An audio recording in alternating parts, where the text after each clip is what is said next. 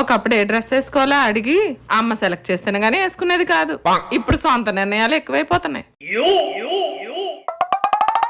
ఒకప్పుడు అమ్మ జడేస్తేనే గానీ అయ్యేది కాదు. ఇప్పుడు పెద్దోళ్ళు అయిపోయారు కదా, అన్నీ నేర్చేసుకున్నారు. అమ్మా నేను ఫ్రెండ్స్ తో బయటకు వెళ్తున్నాను, బాయ్.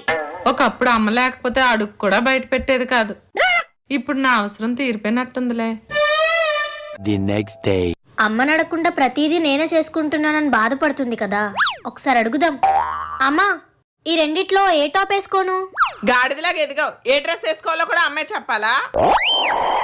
అమ్మా నాకు కొంచెం జడేవా?